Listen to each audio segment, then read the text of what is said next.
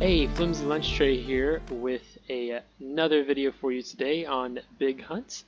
And before we start today's video off, I just got to say thank you for the interactment and involvement with the previous video I did with Big Gale playing, or Big Gale, Big Hunt playing Gale 1.0. You guys really knocked the views out of the park than what I previously get, or on average get. So just thanks for that.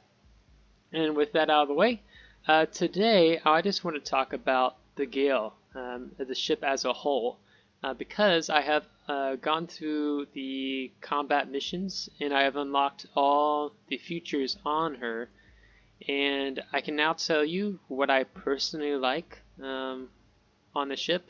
The format you're seeing the ship in now is the previous one I used in the previous video, but I've actually changed my setup now. I don't quite use all the same features, just a little difference.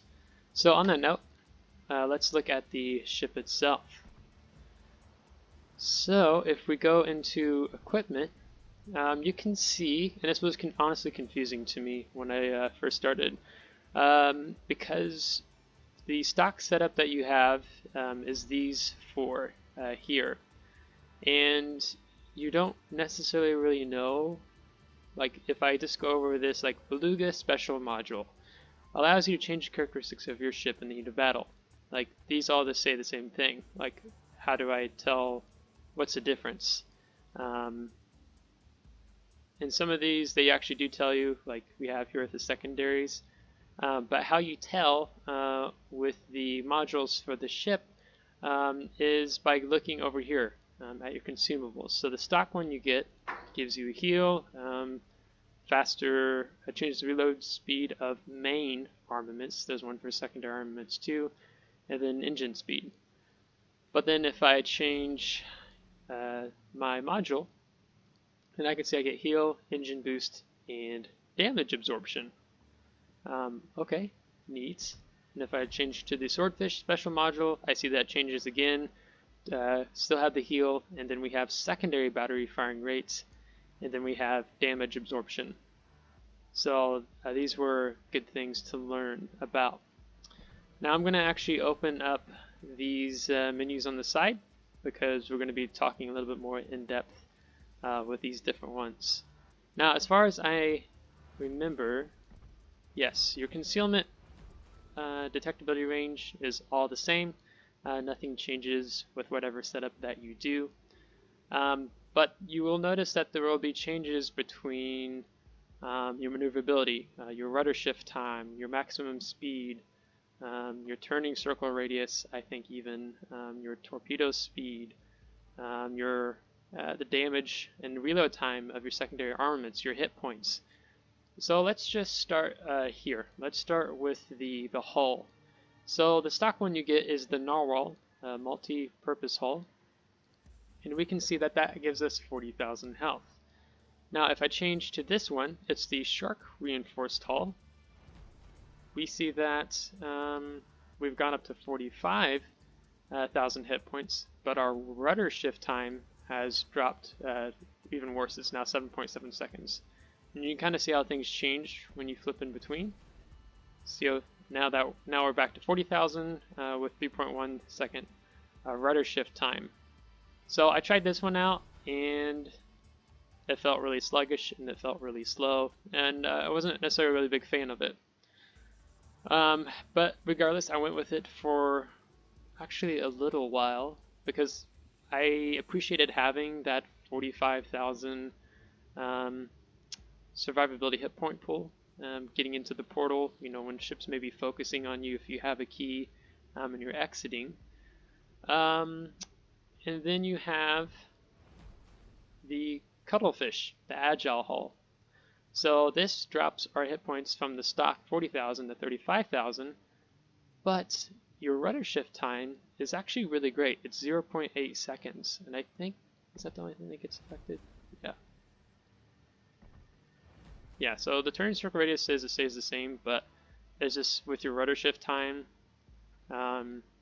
it can feel pretty miserable, especially when you're trying to, like, with the shark reinforced hull, it can feel pretty miserable trying to avoid.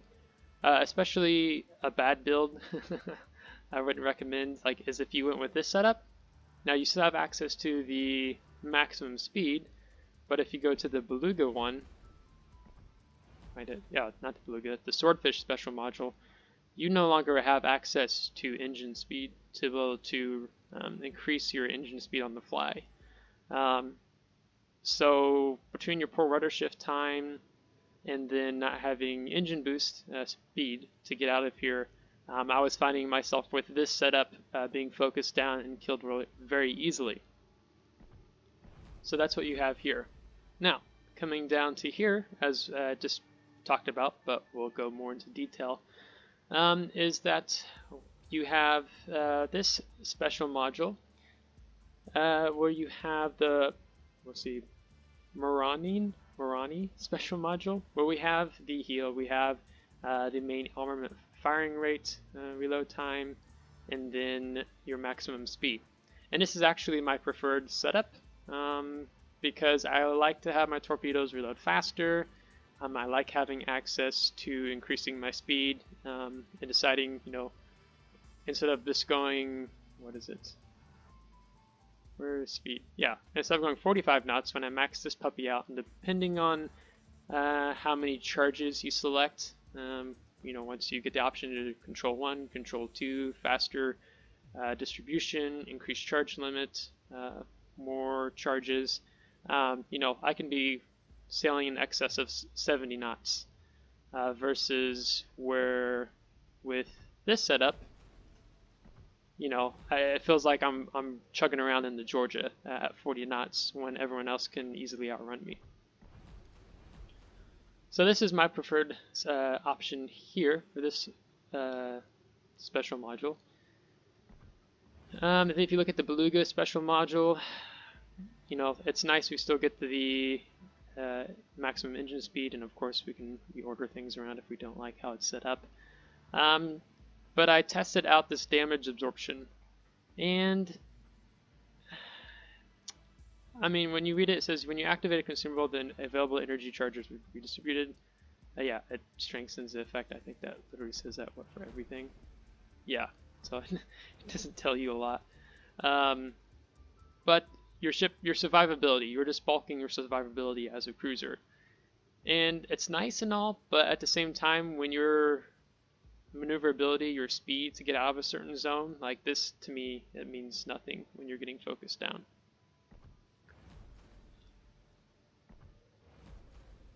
Okay, I don't actually, yeah, I think I was looking at the Beluga, the previous before that one. And then we go to this one, and then you can have your secondary firing rate can be increased. So your torpedoes won't reload as fast, but your secondaries on the ship will. So then on that note, let's talk about the secondaries. So for our secondaries, you have the stock, which is the Piranha laser auxiliary armaments, which emits long-range subcaliber beams in automatic mode.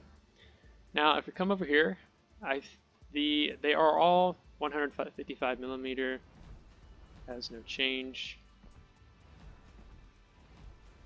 But we can come over here and we can see maximum HE shell damage, 2500, 0% chance of causing fire. HE shell armor penetration, 51 millimeter, and then we have a maximum range of 8 kilometers. So for me, I actually like having the 8 kilometer maximum range because it helps deal with those different monsters. Whether you're going against a lobster-eyed or the other fish I'm spacing the name on that you see the most of. If they get a little out of distance, you get a good hit with this while your torpedoes are reloading. Then you don't have to worry about trying to get as close to them like you would with the Garfish laser, which these are actually, subcaliber beams in automatic mode. Let's look here. But they're 4 kilometer maximum range, but they're 1.7 second reload time, so they reload faster. We have your maximum HE shell damage, 4,500. HE shell armor penetration, 1001 millimeter. When I had these mounted, they almost look like little armor piercing rounds, if my memory serves correctly. And then you can see that the initial HE shell velocity is 950 milliseconds, where here it was 999. So these travel a little bit faster. So this was nice if maybe you don't kill a lobster-eyed or something off that's really close to you, because you have that short reload time. And this is, for example, if you like using this, then perhaps the build you'd want to take with the Swordfish special module is that you can increase your secondary battery firing rate, and you may be able to get that reload time down to closer to 1 second, as an example, if you really like utilizing your secondaries. The other one is the Scorpiona plasma cannon, where this one is automatically emits plasma charges. These heat up the armor of enemy ships, making it white hot. Hitting the same spot with any plasma weapon again increases the damage dealt. So the more these secondary armaments hit a certain part of the ship over and over and over again, same place, the more damage that you are doing.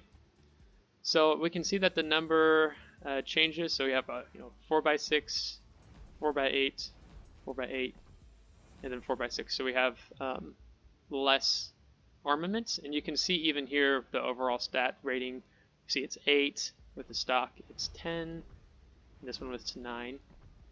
So looking more specifically at this one, we can see that, oh, wrong one, 4x6, keep it straight, Derek, 4x8.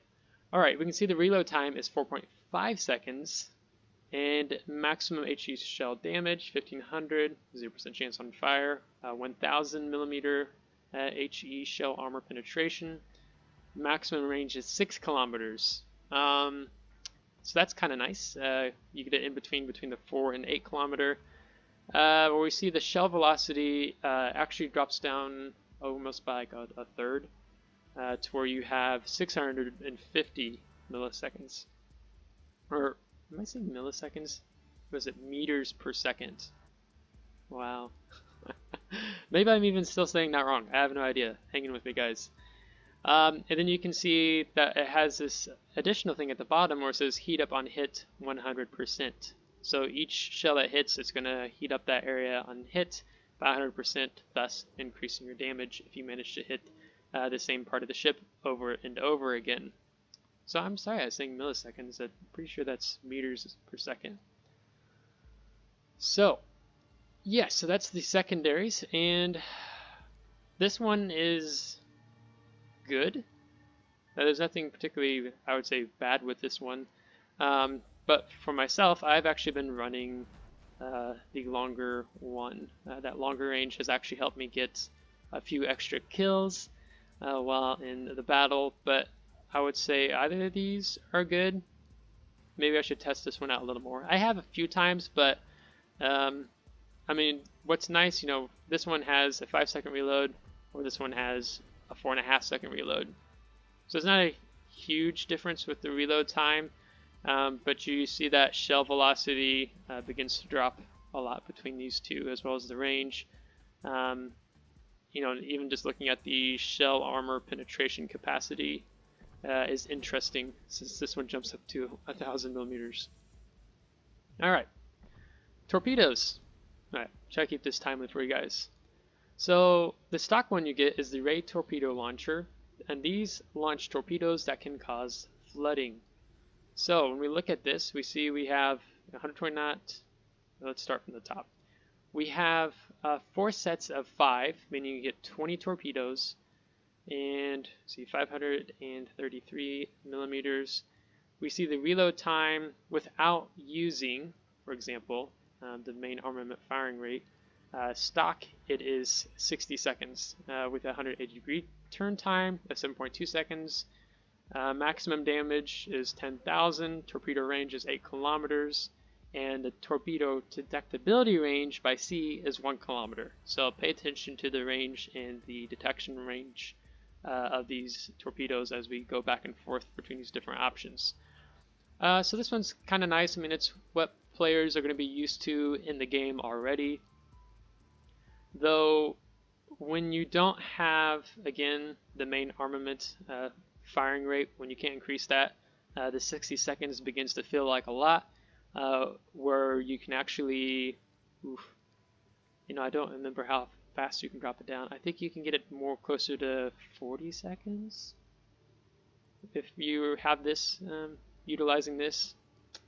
Yeah, something like that. It's, to me, when I didn't have this module, again, because how each of these affect one another, when I, for example, went with this one or this one, not being able to increase the speed reload time of my main armament that deals the most damage, I was feeling that, where I felt like I missed a couple opportunities on kills and so forth. So that is the Ray Torpedo Launcher.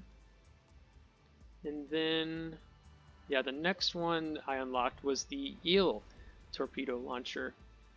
And these are torpedoes that can temporarily cripple all main armaments of the enemies that they strike.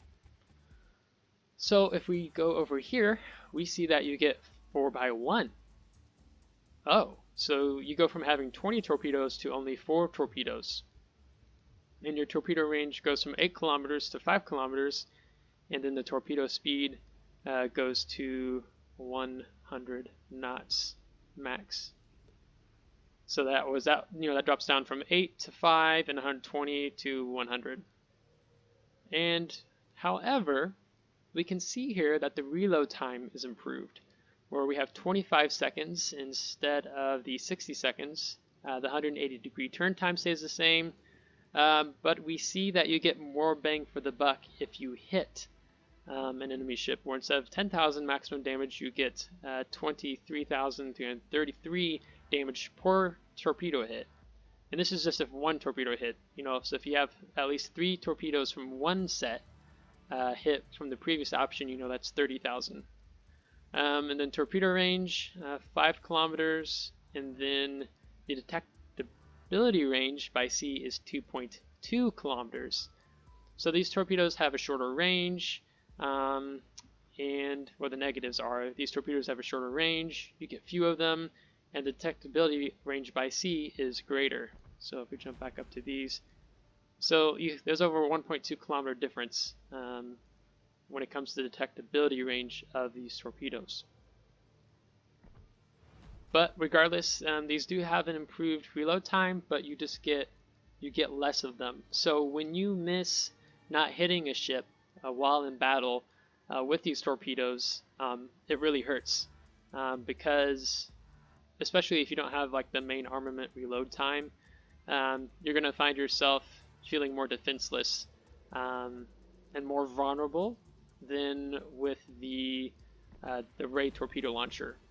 That's just been my experience so far. But it is nice, these torpedoes can cause flooding. So, for example, if a repair party is on cooldown, you're dealing with a Valkyrie, you're dealing with another Gale player, and you hit them, and it causes flooding, you've slowed them down. So they're flooding, they're not going to be able to reach their max speed and knots with the ship. With the main gimmick with this one is when you hit a ship and you cripple that all main armaments of the many ships they strike, now you have a ship that can't fire at you with their torpedoes, can't fire at you with their main guns. So that's nice, but it doesn't take away their maneuverability. And then if they can repair quickly, if the repair party is not on cooldown, then you're just kind of waiting for that next torpedo to hit while the repair party is not active. Alright, let's look at the Barracuda Torpedo Launcher.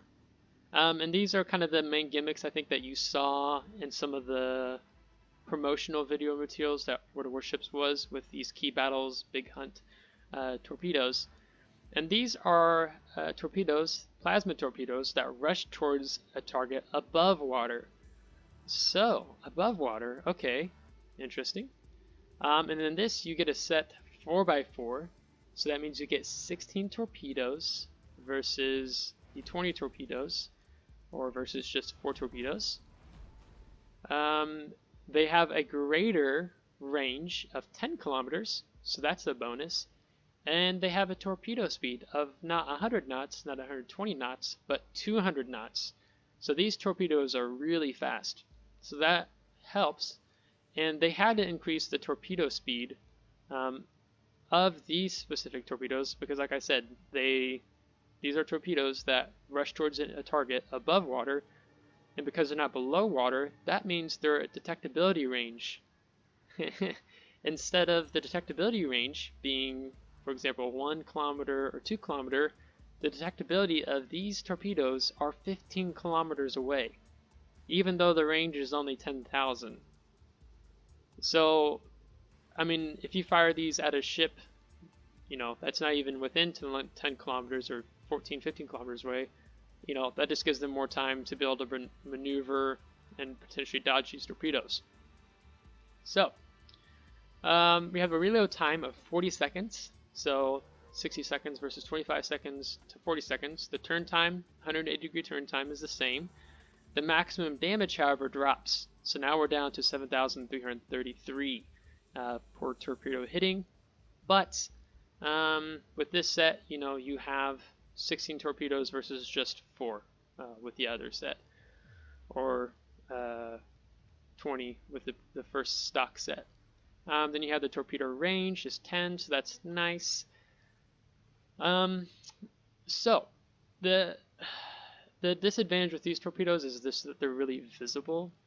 However, having the torpedo speed at 200 knots really helps players to be able to potentially hit their targets versus maybe not being able to hit their targets when you're dealing with players who are capable and are knowledgeable at how to dodge torpedoes. So we've gone over the different sets, these different options. So now I'm going to tell you the build that I run now, which isn't what it's like in the previous video. So as I've been playing with my battle style and so on and so forth, oh gosh, we're already at 23 minutes. I need to push further with this. I take the Cuttlefish Agile hull, which gives me better maneuverability, and everything else I leave stock. So that's the only thing I change. And then now I'll tell you why I run this setup. So for me, I love the fact that the rudder shift time is 0.8 seconds. That helps a lot in the sense that as soon as you press the W or D key, no, what am I saying? Not W or D key, the A D key, you're going to feel that your rudder shift time it's like immediately responsive, right?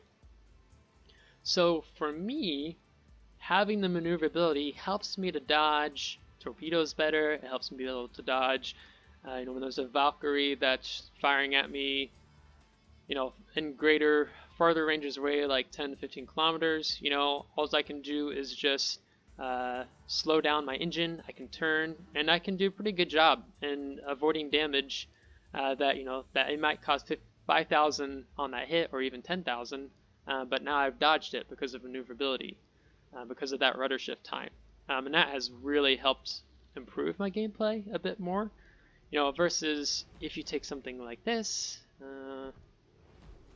where you're just focusing on your damage. You don't even have the engine boost with this.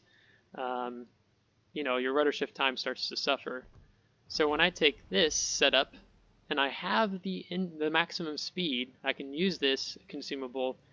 I mean, you feel like you can dodge torpedoes well, you feel like you can dodge enemy fire really well, and that's really helpful. And it really helps how responsive the engine, the propulsion time is on the ship between speeding up and slowing down and going in reverse.